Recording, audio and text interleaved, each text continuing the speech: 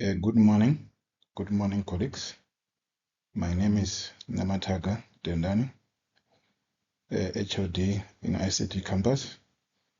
Today I'll be presenting the strategic plan for the ICT Campus from the year 2025 up until the year 2027. I'm currently a postgraduate student at the University of Pretoria.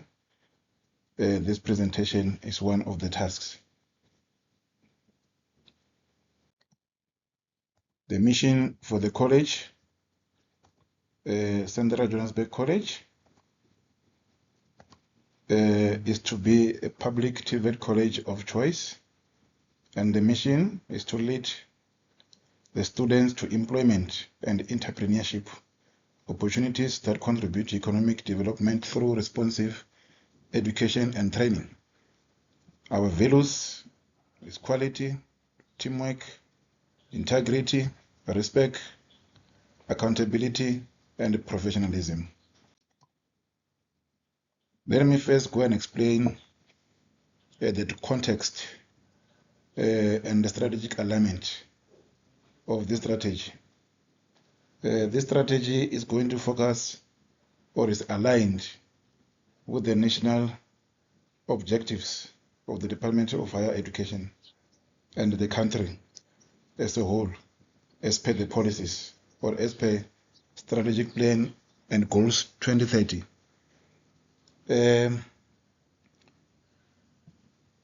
I'm going to start by looking at the African continent and South Africa by saying that since some years back, South African policies promoted collaboration with Africa and the Global South, and the TVET College to design research and curricula addressing national skills gaps and regional cooperation. You also have a context in the international trends, whereby globalization shapes higher education, part of international academic network. So internationalization is not a new norm. We know that in order for our students or for the learners to be employable or to be able to be absorbed by the markets, they need to conform or they need to be able to be absorbable by international companies. So it necessarily means that our focus, our curriculum, our learning and teaching programs, somewhere, somehow, they need to align with the international trends, what is happening in other continents. That includes 4IR partnerships, that includes training with other institutions internationally, that includes programs such as having joint degrees in blended learning. So the campus needs to focus, needs to see how to cope or how to adjust to these international trends. We also have the socio-political context, which is influenced by social and political forces. As we all know that we are living in the times where socio-political context influence learning and teaching, industry, almost all sectors of the economy. So the college cannot ignore that reality. We will also, again, the strategy looked into educational landscape, whereby our curriculum, mainly the NCV curriculum, do have an oversight in order to maintain the quality. We are talking about institutions such as basic education and some entities such as Department of Higher Education for post-school education that we have. As you know that we have got two bands in the TVET sector. So you have got the basic education bands, and then you have got a little bit of a post-school. So all of those, they need to somehow be monitored for quality assurance. Hence, we have got bodies such as Umalusi, Q2CO, and Council for Higher Education, for example. So those bodies are there to ensure that the educational landscape can have credibility and quality as assured by them. We'll move on again and focus on the mega trends, which are basically the global trends. As we know that we are living within the global world. So whatever that happens globally, one way or the other, they will have an effect into what actually transpires around us. But this will include inequalities, this will include climate change, resource scarcity, for example. So we need innovations that will be driven by digital tools and with agents, as we know that these digital tools, they help to forge or to bridge that gap between the global challenges that we might experience. So the campus must promote creativity, sustainability, and resource accesses. The campus itself today, or the campus environment, as we complete or as we conclude on the contextual issues. The campus environment itself, you can see through all the country or throughout the world that most of the institutions have adopted the online platforms and digital libraries that are transforming how we offer education. This includes your blended education and digital spaces. You have got hybrid models, for example, whereby you can mix face-on-face or traditional learning blended with online learning through the use of available technologies. One of the most important feature that will ensure that the campus environment changes and transform and ensure that it is not left behind. It actually join in the race towards the modernized education. It's a dual approach. A dual approach is one of the approaches that is mushrooming all over the world simply because of its advantages and what it can provide to our learners. So simply, really, it integrates theory with practical workplace training. So the difference with a dual approach is that it actually takes the traditional way of offering or teaching and learning and mix it with an online learning. So it means it creates a space for learners to be able to be in a workplace where they acquire skills, and then they can also go back to class to acquire that theoretical knowledge. So in simple terms, the students will split time between a training institution and industry, and then it makes them to gain both academic knowledge and hands-on experience. While the purpose of it really is to bridge the gap between education and employment. So that flexibility that it creates, it actually allows for the students to be able to have that chance to get advantage of both the theory and the workplace experience while they are still on the process or while they are still on the system. It of course will further enhance their employability, as they are not going to be graduating or going out of the system empty or with only the theory. They will actually be work ready when they leave the campus. The skills becomes more relevant because they will be aligned with labor market trends. So what they really learn in the classroom on a theory class, they basically are going to be doing exactly that when they go to be placed on the industry when they're doing their practical work. So there is a relevance as what they're studying will be communicating with what they're studying. And that builds confidence. And then, of course, the competence in an authentic work setting. So once they finish their process, theory part of it and the practical part of it, it will be more easier for them to be absorbable on the market because they're not going to be first time to test the market or to test the working environment. They would have gained that prior experience that is required. For example, you have IT technician students, for example, that will alternate between campuses for practical training. So you can have a course, for example, you are teaching students IT a repair course or IT technician course, but then you utilize the same students on the other time to be actually doing or practicing what they've been taught in the other time. So it really it really is a new way that as a campus, if adopted properly, we will see our students benefiting and contributing to the national crisis of unemployability, especially in our youth. Now, what is the rationale behind this? Over the years, most of the institutions, most companies, they've always criticized the TVET colleges for offering curriculum which is outdated and which is not relevant, actually which does not talk to what is required in the market.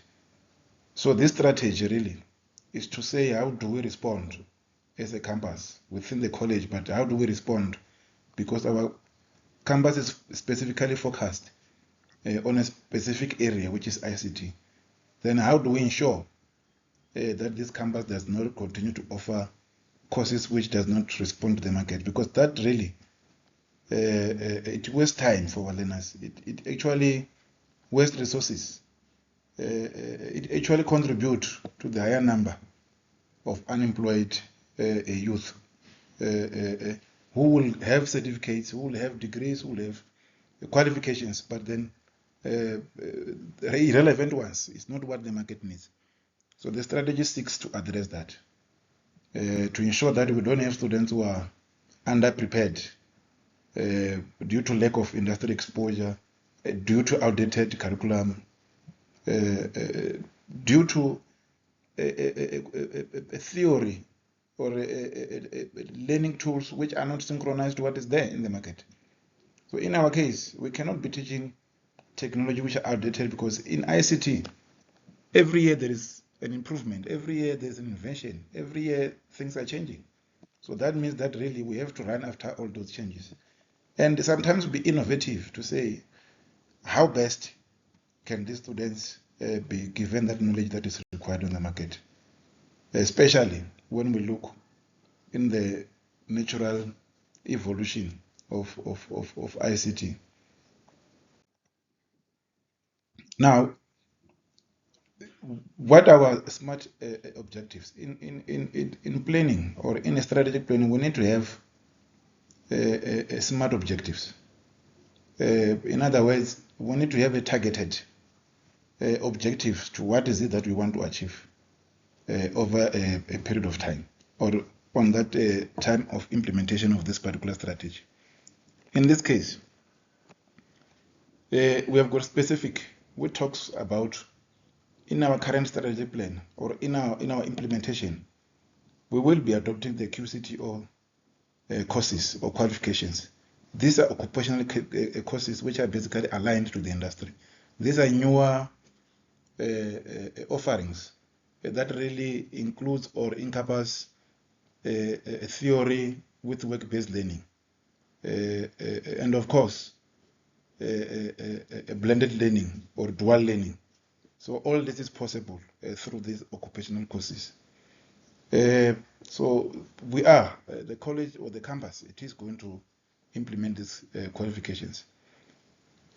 Measurable, we seek to at least place 70% of the students that we would have placed in that in the industry-based programs. In other words, 70% of our students must be able to at least have, or we must secure the space whereby they are going to gain that practical experience before they finish studying their qualifications. And then is it achievable? Yes. We will leverage CETA, bursaries and cost sharing with industry partners. These are models which are working, which have been tested in other institutions. that we've been benchmarking with. So it is achievable, considering that the strategic location of where the campus is. In Gauteng, next to Sandton, next to Midrand, which is an area whereby most of the IT companies are situated. So yes, with a good partnership, it is achievable, and we aim to achieve that within the specified time that we've mentioned. The relevance, yes. The aligning training with ICT sector skills demands a national priority. So by adopting these courses, it will be relevant. So we will have meet that relevance which is required on the SMART objectives. Because what we'll be teaching is what is basically what is going to be done in the industry, or what is being practiced in the industry. As the time bound, yes, it will indeed. It is indeed a time bound, because the whole idea is that over the 2 years period, we must have implemented these courses, and they must be fully operational and running according to the expectations. Now, what are the action plans? Once we identified the SMART objectives, we need to talk about the action plan. The action plan, the short term, we aim, which is basically 1 to 2 years. The first year, which is 2026, we are working on securing funding for the students to be able to be funded to study these occupational courses. The bursary schemes, and we also aim to upgrade and add additional labs, as we know that the normal NCV curriculum do have labs. We are not going to drop it immediately, but then while we're introducing new courses, we also need to add new resources that will be dedicated to those particular courses that we are going to implement. So the medium term strategy is to ensure that we place our workers, our lecturers, in a work-based environment. In other words, we must also, during that period, secure a partnership that will ensure that our lecturers also go to the industry and gain that those skills, so that they could come and transfer the knowledge to the learners, the relevant skills which are there on those occupational courses. Over 5 years period, yes, we aim to transition to QCT curriculum and establish a center of excellence. So once we succeed with the first courses, second courses, etc., over the years, we would be so experienced that it will be possible actually to declare the center as one of the center of excellence, especially because it is just right in the greater municipality. So with partnerships with companies and with our learners going to industry for those work-based training, with our lecturers going there. So with all the municipality stakeholders that are involved, we can mobilize resources, and then over time, hopefully, we can become one of the center of excellence in the province, if not nationally. Our stakeholders, like I said, this includes internal stakeholders, which are our lecturers, student management, student support staff, all the staff in the campus involved, including those ones that are not necessarily based in the campus, but who are basically offering other support like curriculum implementation and assessment, located at central office. So those are our main stakeholders who are internal. And then the external stakeholders, we need to forge that relationship with industry partners. You've got many companies that we won't necessarily mention them with names, that we can partner with that are in ICT. And think you have got CITAS also. You have got the department itself. We have got higher health, which forms very integral part in terms of well-being of our students. We have got local communities that surrounds the campus, and then of course we need to also reach out to ICT professional bodies that will ensure that they contribute in terms of giving directions and informing the campus in the new development in the sector. Now, planning and alignment of resources. We need to have a way that we can align the resources together with the plans. So you need human resources. There's financial matters that we have already talked about, which include your sitters. You have got facilities. So in other words, we do need those facilities. We've got students. So those are some of the things that on the plan, on the strategic plan, we need to cover them. So that's true. How are we going to ensure that we have got smart classrooms, for example? And how are we going to ensure that our teaching and learning is derived by teachers or lecturers who are competent? So the cost structure really, it includes your curriculum development and accreditation, which we are embarking on that process. Actually, it is almost done. The infrastructure, like I said, that we need to work into improving the current infrastructure that we have. And of course, we have to market our programs. That process also has already begun. Staff development and training, it's an ongoing, it was already started. We do have a couple of lecturers that have been trained as far as up to now to ensure that they are ready for the implementation of this particular strategy. And then, of course, the equipments and other resources which are required. Those are the things that will be in the detailed in the strategic plan document. But otherwise, the revenue streams, our main revenue, as we all know, it comes from the department. But then these courses themselves, they actually create an opportunity for us as a campus to actually go out there and forge this relationship with other companies to ensure that we can self-sustain over a period of time. So the student tuition really is mainly coming from the bursaries, your NAFSAs, etc., and then the grants from the departments. When it comes to corporate sponsorship, we lack, but that is what we have to focus on to say, how do we engage the corporate world to ensure that they come on board, and then they can at least somehow assist in terms of sponsoring the students that we have, and sponsoring in terms of other resources that we might be needing them to run this program or to roll out this particular courses. One of the interesting part also is short courses and certification. So we are in a position really that we can roll out even some of the short courses that are being offered there. As you know that we are accredited by one of the larger vendors in the industries to offer short courses. For example, we do have Cisco qualifications, for example. There's a lot of short certificates that we can do that people need there in the industry to upskill themselves.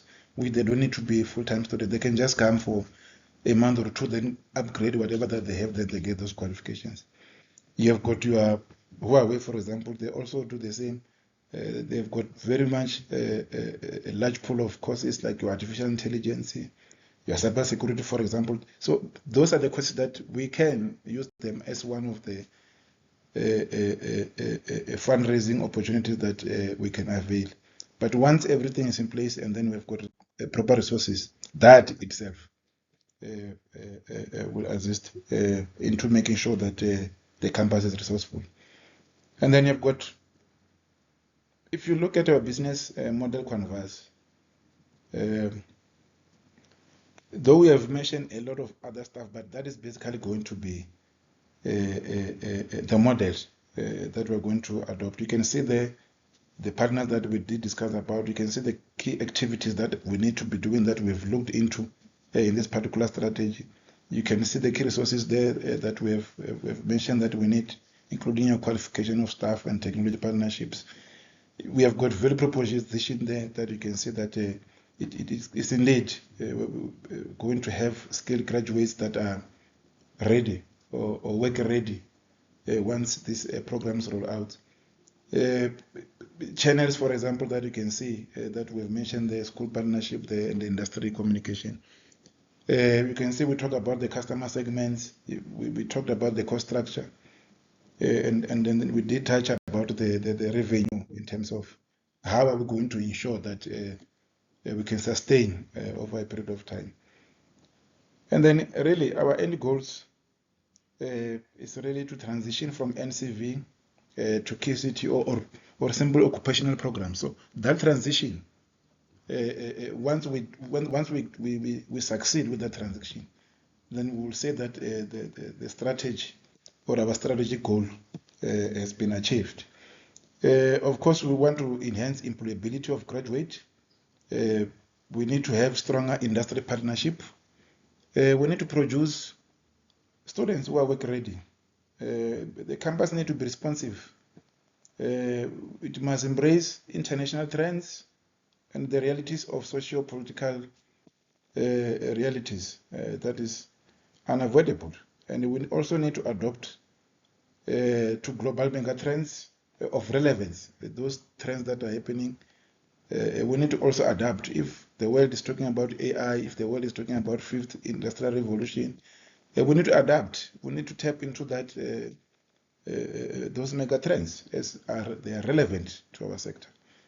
Now, we cannot ignore this one important sector of dual approach, which is basically a theory and a practice. We must use this as a key driver. So while we implement this strategy, we need to also looking into how do we simultaneously introduce this dual approach going into the future, because that is basically the only way to survive going forward. So yes, once we reach that, once we have everything in place, once we got our resources, qualified teachers, change curriculum, having moved to dual learning, adopting, trying to make some minimal researches, benchmarking, specialized labs, having a stronger ties with the industry, ability to place our learners in a work-based environment, placing our lecturers in the industry. Those will be the end goals. Once that is achieved, it will have completely changed what the campus looks like, what it offers, and what it's going to offer in the future. Because as a campus, there is no other way. It's either we conform or we cease to exist. We just have to jump together with the other industrial influencers or things that are influencing the current economic activities. So we need to really implement this strategic plan to ensure that we are relevant and we are responsive to what is basically is required there. So in conclusion, we need to embrace this dual approach in order to remain relevant in the digital economy. So the adoption of QCTO programs is one way that we cannot run away from. We need to adopt it. We need to bring as many as we can to ensure that whatever that we are offering in the campus is aligned with the industry, and then whoever that will come to our campus, to our doors, when they go out, they will be employable. So we need to really mobilize resources, and we need to engage various stakeholders to ensure that these strategic goals are met. The SMART goals, as I've explained, even your SWOT analysis is done. It explains the possibility, and it actually reflects on the challenges and the advantage that we have. But if you look at the scales of ratio, it is very well clear that as a campus, we are and we will be able to reach these strategic objectives in the coming 2 years. I will stop there for today. I hope that you understood the whole concept, the context, and the plan, the mission, the vision, where we want to go, what are we doing to get there, what is currently happening. In the next a year or two, there will be a time whereby we need to sit down as stakeholders and say, how far have we went? Let's have a checklist. Where did we fail, if we did, or where did we underperform, so that when we move forward again, when we improve the strategic plan, but the strategic plan is a living document. We need to now and then go and visit and see where we are not managing things properly. But I'm hopeful that this strategic plan for the campus is implementable, and it is going to be implemented, and it is going to be successful or successful. Thank you again for making time to listen to this presentation. Thank you. Have a good day.